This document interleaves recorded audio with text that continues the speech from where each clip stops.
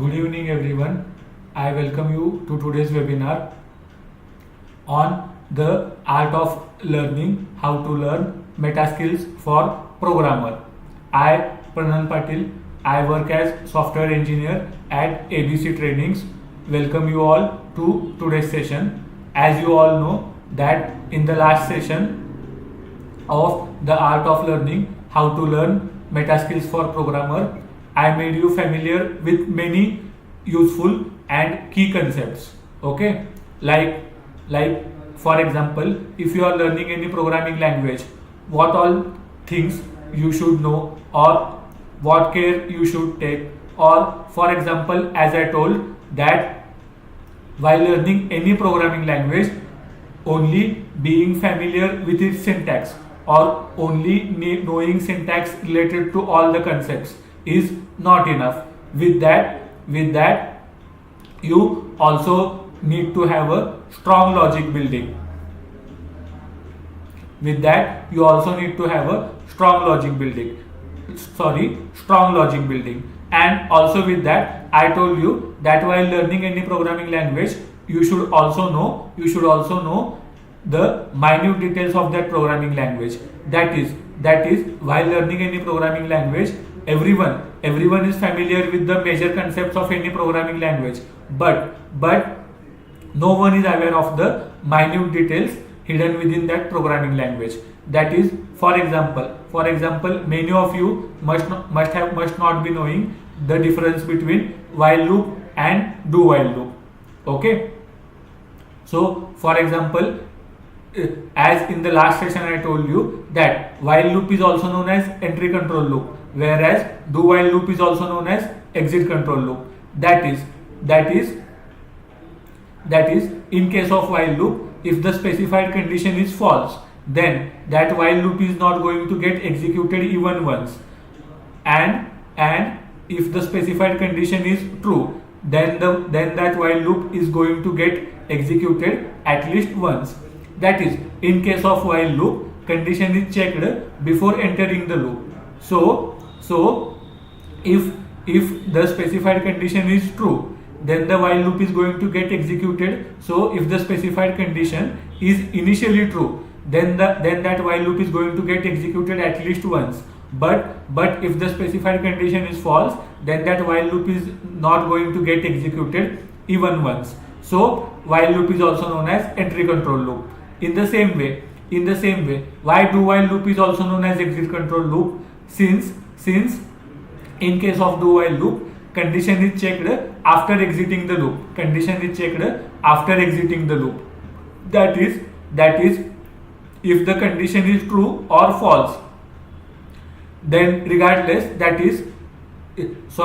as I told you that in case of do while loop, condition is checked after exiting the loop. So we also call it as exit control loop. That is regardless of whether specified condition is true or false, that specific loop is going to get executed at least once. In the same way, I have one more example that is many of you must be knowing. That is, for example, consider that in C programming I have defined the statement int a is equal to 10 semicolon.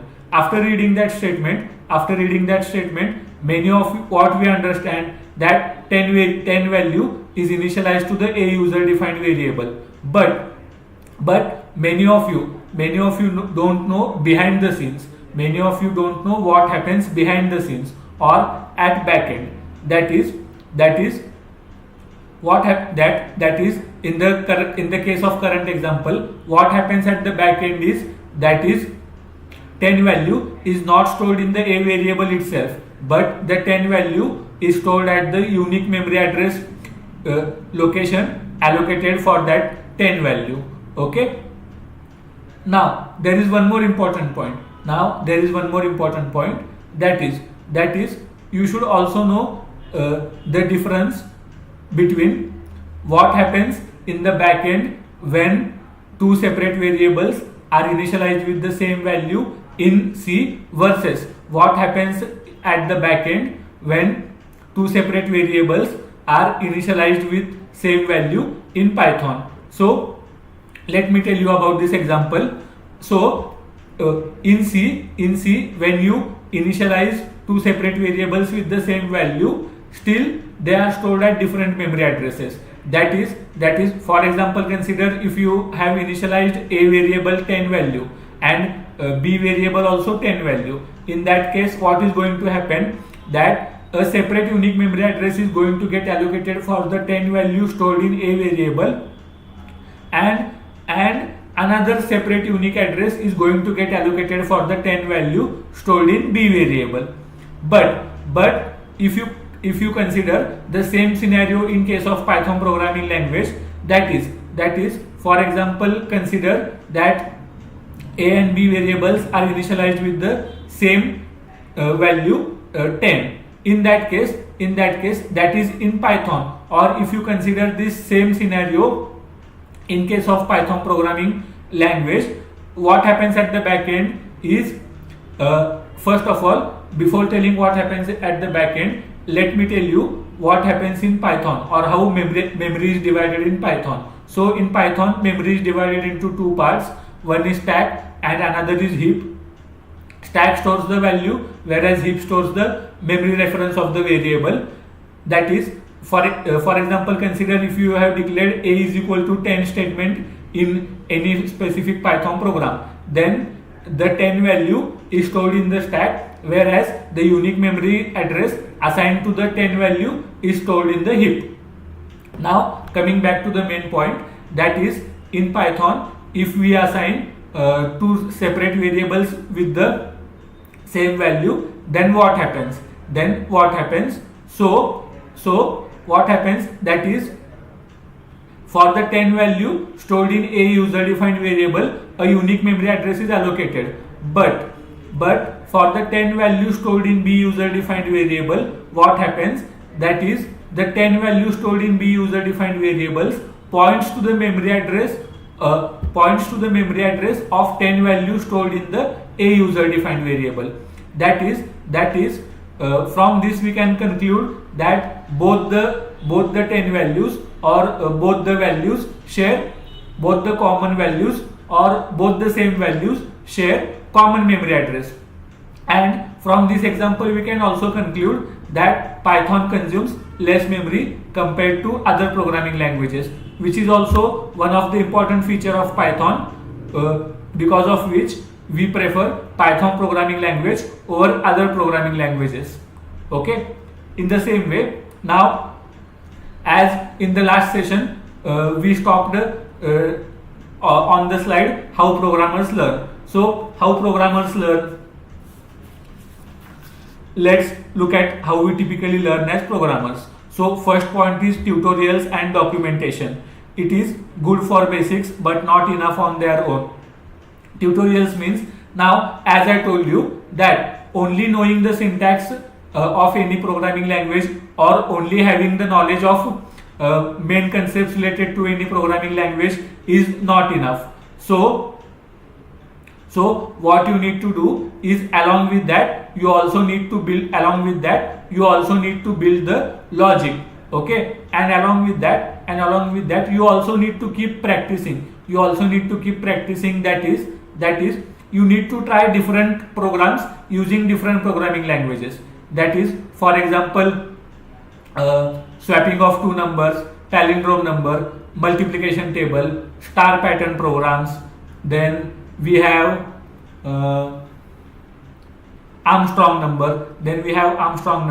After that we have sorting array elements in ascending order, sorting array elements in descending order. So all these programs help you build your logic, and at the same time also help you to get perfect or get expert with the syntax of any specific programming language. So you on your own need to keep trying different programs and need to keep executing different programs. That is once once you get familiar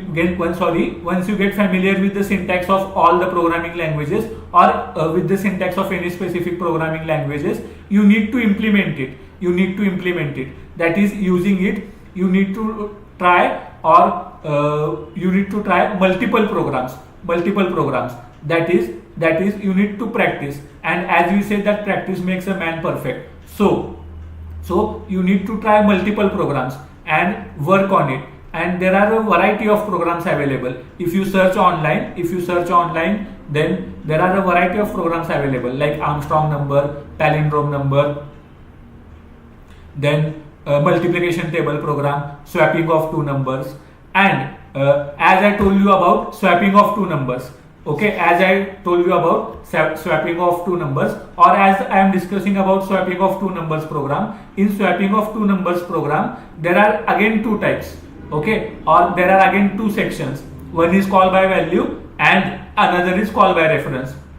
One is call by value and another is call by reference. That is, now I know many of you may not be knowing about this concept of call by value and call by reference. I guarantee you and I assure you that for many of the viewers, this concept of call by value and call by reference must be new. So I know few of you may be knowing swapping of two numbers program, but I know that many viewers may be unaware of, or are unaware of, call by value and call by reference. So as I told you in the last session, or as I keep telling in each session, that only being familiar with the main concepts of any programming language or any technology is not enough. Along with that, you also need to build logic in case of programming languages, and in case of any technology or any specific programming language, you also need to be aware of the minute details. Now, as I am talking about the example of call by value and call by reference, I know many of you may not be aware of this example, but let me tell you what happens in call by value and what happens in call by reference, or difference between both of them. In call by values, if we swap two variables, okay, using call by value, what happens is that the swapping happens temporarily, okay, okay, but if we swap two variables using call by reference, in that case what happens, that the swapping happens permanently. That is in call by value, what we do, that is, we swap the variables or we swap the values, but the swapping which takes place, it takes place temporarily.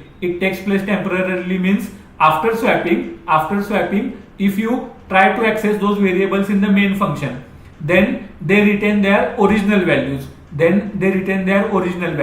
Since all of us know that we use variable names for our convenience, but at the back end what happens is that values are stored in the memory addresses, or on the unique memory address locations assigned for them. We use variables for our convenience, since remembering every unique memory address is not possible. In the same way, if you swap two values two variables using call by value, then what happens, that swapping takes place temporarily. Temporarily means after swapping, if you check the values of the variables, or if you display the values of those variables in main function in C programming, then what happens, that is, both the variables retain their original values. But if you define the same program, that is swapping of two numbers using call by reference, then in that case what happens, that is, meaning of reference is memory address, okay, is memory address. Now let me tell you a small example, that is, for example, if in C programming you have let's say you have defined a statement character C is equal to, in single quotes, a character in lowercase, and after that you have inserted semicolon at the end of the statement. Now After that, as you all know that at backend what happens, that the a character value is not stored in the C user defined variable, but at the unique memory address location allocated for that a character value. So I don't know many of you know this or no, but regardless of the programming language, we can also display memory addresses of variables or memory addresses of values. Let me tell you a small example, that is in case of C programming. In case of C programming, if you want to display memory address of a variable or memory address of a value, how you can do it? You can do it by defining ampersand symbol before variable name in print function, and one more thing, that is you need to specify %p format specifier in print function to display memory address. Okay, let me repeat it. For example, consider that in C programming you want to display memory address of a variable. How you can do it? That is you need to you can do it using ampersand symbol, that is by defining ampersand symbol before variable name in print function, and one more important thing, that in C programming to display memory address you need to define %p format specifier in print function. Okay, now after displaying memory address, what happens is that is let's come back to our main point. That is swapping of two values or variables using call by reference. So if you swap two values using call by reference, in that case what happens, that is the values are swapped permanently. That is since you are using ampersand symbol, so the values are directly stored at the memory addresses, and the swapping which takes place or the switching which takes place, it takes place permanently. That is after switching, even after switching, if you access the values of those variables in the main function, they are not going to retain their original values, but they are going to retain the swapped values. Okay, I hope you all must have understood. Now the next point of how programmers learn is trial and error. That is crucial for understanding how things works. That is while learning any specific programming language, you also need to learn to read the errors. That is for example, if you are executing any C program, and for example consider that on any line at the end of the statement you forgot to mention the semicolon. Then in that case what error gets displayed? That is, for example, round bracket, closing round bracket, colon, semicolon, and expected. What this error indicates? That in the program at that specific line number specified, semicolon is missing. Okay. After that, for example, consider you have declared a private variable. And you are trying to access it outside of its scope. That is, consider for example you have declared a private variable in main function, and you are trying to access it in the user defined function defined in the subprogram section of a C programming. In that case, since it is a private type of variable, you are unable to access it in the user defined function defined in the user defined function defined in the subprogram section of that C programming. So you also need to learn the errors. That is, for example, consider if while defining a for loop, you defined it using wrong syntax. In that case, syntax error gets displayed. Okay. Then the next point is mentorship and community. That is, learning from others speeds up your growth. That is, I believe that sharing and giving increases our knowledge. That is what happens. That is, you may be expert in some concepts related to any specific programming language, and your friend may be expert in some concepts related to that same specific programming language. So what you need to do, that is what you need to do, that you can share your knowledge related to that particular concepts with your friend, and he can share his knowledge related to some other two different concepts related to that specific programming language. In this way you also get to learn new things,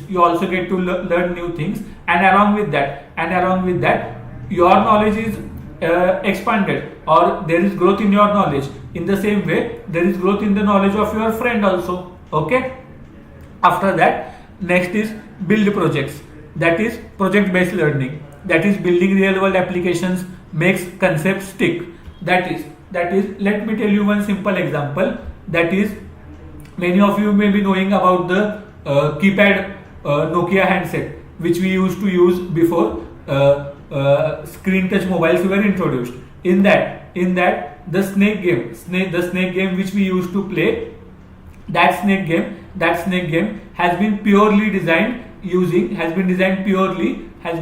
purely using C programming language or C++ programming language, or you can say that snake game which we used to play in the old Nokia handset mobile or keypad mobile, that snake game is purely designed using C programming language or C++ programming language. Okay, so in the same way you can also try to design a simple game or a basic game, or also you can try to design different applications, or you can try to design different mini projects by implementing your knowledge that you have learned from that specific programming language, and in the same way implementing or creating mini projects will not only boost your confidence, but also make you feel that you have learned some things about that programming language, or day by day or slowly you are getting expert in that specific programming language. Now the next point is learn by doing. That is let me tell you it in simple words. That is, only having theoretical knowledge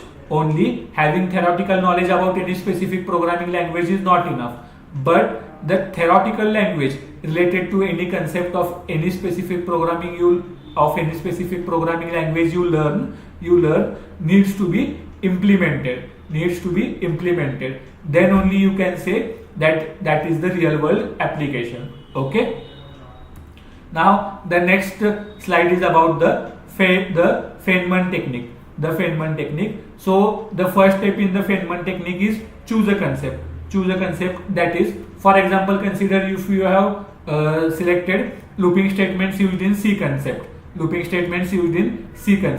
Okay. Now while learning that concept, it's not only enough that you know syntax of for loop, while loop and do while loop, but you also need to know the difference between while loop and do while loop, the difference between for loop and do while loop, or what is similar between for loop and while loop, or what are they also known as, and as well as difference between while loop and do while loop. Okay. So that is the intention of telling me about that thing is that only learning the main concepts or the main points is not enough, but you need to do research on that point. And you need to go in the depth of that point. And as you go in the depth of that point, you get to learn new things. Which not only boosts your confidence but also enhances your knowledge. In the same way, the next point is explain it in simple terms, like you are teaching a child. That is break down the concept in simple terms. But just remember that while breaking down that concept in simple terms, you should not miss the technical terms. That is, for example, let me tell you a simple example, that how can we define a programming language? In simple terms, or how can we define a programming language technically? That is, a programming language is a set of instructions that command computer what to do. So now while you are answering this question, during your technical round or while you are facing an interview, what the recruiters see is that they also see at the style of your answer. But along with that, they also check whether your that answer is containing the required technical terms or not. That is, their main focus is not on how you construct the sentence. But whether your that particular sentence contains the key technical terms or the required technical terms or not. Okay. Along with that, the next point is identify the gaps. That is, find the parts you struggle to explain. That is, for example, while learning, I know everyone must have faced this issue. That is, there is one simple point, or there is any point which after studying 1,000 times or 10,000 times, then too you are not that concept is not clear. Means, for example, if two of the points related to that specific concept get cleared, then the third point is there which confuses you, or you are struggling to implement it. So what you need to do is that is break that problem into parts. Means what? That is divide the problem into parts. Study the first part of the problem, then study the second part of the problem, and after that what you do, that study it or do analysis on it, and after that only you will get the solution related to that problem. Okay. So next one is simplify and react. That is, relearn and simplify again. That is, if by trying at least that is in the first attempt or in 4 to 5 attempts, if any concept is not getting clear, then what you need to do is keep trying. Don't give up easily. You need to keep trying. Okay. Now one more thing. The next slide is about active recall and spaced repetition. So now let's talk about memory. That is, passive reading doesn't work well. Instead, use active recall. Active recall means what? That actively test yourself. That is, don't just reread notes, quiz yourself. That is I would suggest all the viewers that what you should do, that for example, consider if you are learning C programming language. So consider that you have learned input and output functions using C programming concept. Input function is scanf and output function is printf. Okay. So consider you have learned that concept. After learning that concept, implement it. That is, practice maximum programs related to it. And manipulate the syntax of both the functions, that is of printf function and scanf function. That is, manipulate it means what? That use it in different ways, try it in different ways, and keep trying until you get perfect in that specific concept. That is, you should be aware, or you should be expert in learning how to manipulate the printf function depending on the program's requirement. You should be expert in how to manipulate the printf function depending on the C program's requirement. That is, sometimes user-defined statements are required, but sometimes user-defined statements are not required. Format specifiers is compulsory. After that, how to define variables or how to display values stored in the variables in the same way. Now the next thing is about spaced recognition, or the next spaced repetition. The next thing is about use tools like Anki, Quizlet. That is, keep practicing different programs. As I told you before, keep practicing different programs. and you should be consistent. You should be consistent. That, as we say, consistency is the key to success. Consistency is the key to success. That is, keep practicing, but keep practicing daily.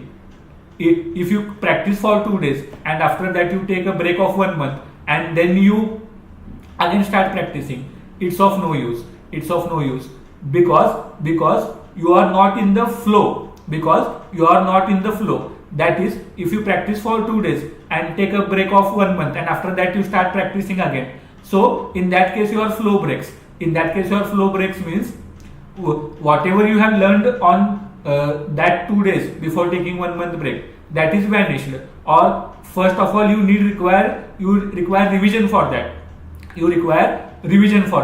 And after that you can start implementing. But if you keep practicing daily, I assure you that no one can beat you in the logic building.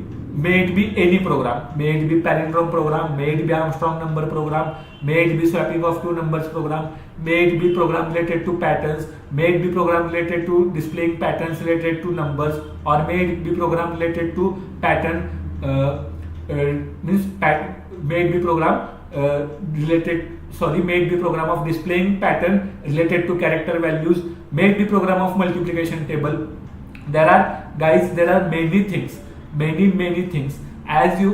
me tell you in general that as you go in deep of any concept, you get to know many things. Only by looking at the front end, or only by seeing that statement, it's not sufficient. Or don't feel that I have enough knowledge or I have gained much information. No. As you go in deep, and as you get aware of many more things, after that front end will feel like it's nothing, or it's not even 1% of the 100% knowledge you are going to gain after going in deep. Okay. Next thing is about spaced repetition. That is, review material over increasing intervals. It helps retain information long term. Tools like Anki and Quizlet are great for this. You can even create flashcards for coding concepts and syntax.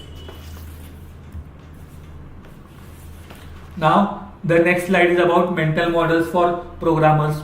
So, first point is abstraction. That is, focus on essential details. Now, I will not repeat this point again. As I told you that while learning any programming language, only having the knowledge related to main concepts, or only knowing its syntax, or only logic building, or only knowing minute details of any programming language is not enough. All these concepts or all these parts must go hand in hand. Next thing is recursion. That is, think in terms of self-reference. Recursion means what? That is, for example, consider you have learned one concept and now you feel that you are expert in that concept. But after that, don't leave that concept, or don't think that I am perfect in that concept, and if anyone asks me at any point, I can answer it perfectly. No. Let me tell you that everybody requires revision. That is, if you learn the concept and after that if you feel that I am expert in that concept, and now let anyone ask me about that concept at any time or any point, I can answer it like a parrot, or I can answer it in such a perfect way that nobody in this world can explain it in that way. No. Let me clear this misunderstanding that everyone requires revision. So please keep repeating, or please learn the things again and again. Okay. Then after that, the next point is of divide and conquer. That is, break problems into smaller parts. That is, for example, if you are in C programming, you are defining a program to display 1 to 10 numbers. Okay, so you can simply divide that program into parts. That is, that is documentation section will be different, then global declaration section will be different, after that main function section will be different, and if your that program demands subprogram section, then that too will be different. Okay, after that systems thinking, that is understand the interaction of components, and last point is about apply across domains. Apply across domains, that is implement your knowledge across different domains, and implement your knowledge across different domains. Now the next point is about, or the next slide is about learn how you learn. That is, first one is metacognition, means thinking about your thinking. That is, ask yourself, do I learn best by reading, watching, or doing? When am I most focused? What kind of distractions block my learning? That is, let me tell you one more thing. I myself, I believe that I learn the best by practicing, that is by implementing. That is, may it be any point. First I read it and I try to understand it, or I visualize it, that how it can be implemented, or after implementing it in so and so way, maybe I can get the desired output or expected output. So what I do, that is, first I read that point. First I read that point. After I visualize that point. After that I visualize that point, and after visualizing what I do, that is, I think how I can implement it in so and so way, that after implementing it in so and so way, expected output or desired output gets displayed. So visualize it. I myself believe that I can learn the best by reading, but consider 20% of reading and 80% of implementing. As I told you, that whatever you learn, that whatever theoretical knowledge you learn, you must be able to implement it. But the theoretical knowledge which you have learned, if you are unable to implement it, it's of no use, or it's useless. Okay. After that, self-assess to optimize learning. That is, adjust your strategies based on your own learning style. You can even take learning style assessments to understand yourself better. That is, there are many coding platforms. There are several coding platforms available which help you practice programs. Please keep on practicing and please keep on growing day by day. Now the next slide is about learning strategies for programmers. That is, here are some powerful strategies you can use. Chunking, that is, group information into smaller and manageable parts. Pomodoro technique, that is 25-minute work blocks plus 5-minute breaks, and after that is 80-20 rule, that is, focus on the 20% of skills that give 80% of the results. That is keep learning, but focus on that 20% part. Focus on that 20% part which will give 80% result. That is, while learning any concept, firstly learn its use, then learn its syntax, after that learn how to implement it, but after these three basic requirements, the fourth requirement which is there, that is very important, that is, learn to manipulate it. Learn to manipulate it means what?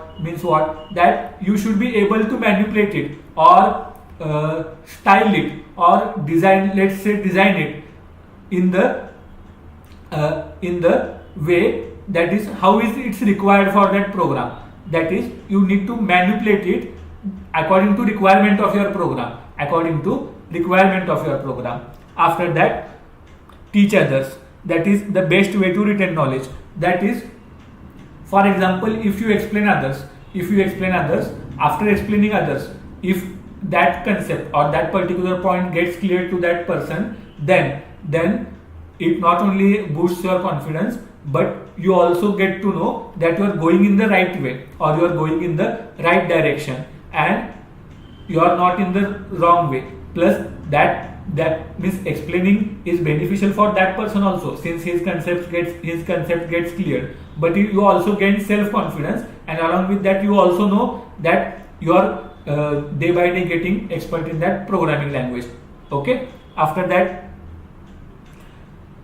deliberate practice or seek feedback, that is push yourself out of your comfort zone.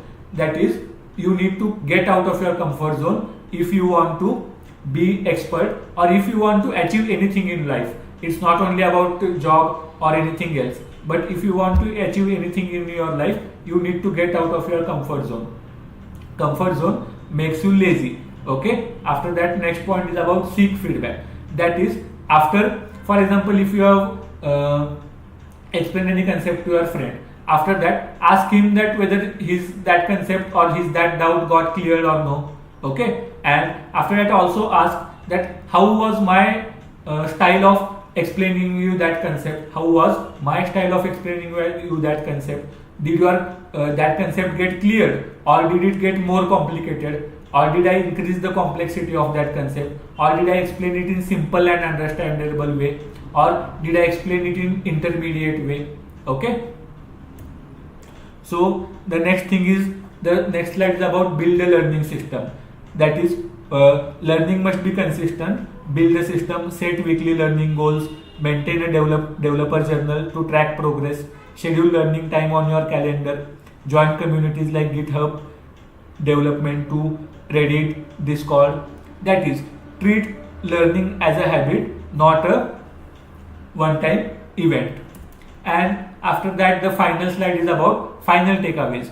That is, to wrap up, in tech, change is the only constant. Your biggest asset isn't your current knowledge, but it's your ability to keep learning. Invest in meta skills, mindset, methods, systems. Be curious, consistent, and courageous. Okay, that is only learning is not enough. That is, as you all know, that IT industry is a never ending industry. IT industry is a never ending industry. That is, if one technology has disappeared, then there is a new technology introduced which takes place of that old technology which disappeared. So only learning is not enough, but you also should learn to adapt yourself according to that changing technology. Okay, and you should have the curiosity to learn new technologies and keep updating yourself. That is what I know about IT industry. That is, every day a new technology or a new programming language is introduced, and you cannot say that only on the basis of the existing programming languages I will be able to land a job of 6 to 12 LPA. No. What is there? That is, you need to keep learning. You need to update yourself every day. And while learning, you need to learn in such a way. That you need to adapt to the new variations of that particular technology. Okay, that is, adapting to the new variations of that particular technology shouldn't be that difficult for you if your learning is in a good way, or let's say if your learning is in such a way that you can adapt it easily. But if you are learning like as we used to learn in schools, that is only by hearting anything for the exam preparation, and after that noting it down or writing it down in the exam, and after that forgetting it. That way of learning is useless, or it's of no use. Okay, you need to keep learning it in such a way. That for example, if in Java, if you know the syntax of implementing for loop in Java, and after that, for example, consider that some new technology has been introduced or new programming language has been introduced. So you should also know to implement that concept, to implement that same concept of for loop. Now, regardless of any programming language, every programming language has for loop. Okay, only syntax of implementing it is different. So for as I told you that, for example, if you know in Java the syntax of how to implement for loop, okay, and if you know to manipulate it, Manipulate it means that change it according to your program's requirement. Then it's not going to be difficult for you to adapt it in that new technology which is going to get introduced. But if you are going to by heart that syntax, and just implement it in Java programming language, then adapting that same syntax in the new technology which is introduced, it's going to get very difficult. Okay, understood? After that, so as I told you, that is in tech, change is the only constant. Your biggest asset isn't your current knowledge, it's your ability to keep learning. Invest in meta skills, mindset, methods, systems. Be curious, consistent, and courageous. And that is we at ABC Trainings welcome you. We at ABC Trainings welcome you to begin your begin your journey related to IT, or if you are an IT aspiring student who is aspiring to land a job of 6 to 12 LPA in any MNC or any small scale company, we at ABC Trainings welcome you. We provide different courses like C++, cloud computing, CCNA, cyber security. We also provide concepts related to software testing, and not only software development. We also provide concepts related to web development, that is scripting languages. And after that, in ABC we provide individual teaching. That is one-to-one mentoring. We also make you interview ready or industry ready. Okay. After that, we also help you implement or make you familiar with the real world applications, or make you familiar with how to build that real world applications. So from today, or please, I request you to begin your journey with ABC Trainings. So thank you all for being here today. I hope you leave this session not just inspired but equipped to learn smarter, not just harder. Let's now open. So not just harder. So thank you guys for listening to me patiently. Let's meet in the next session.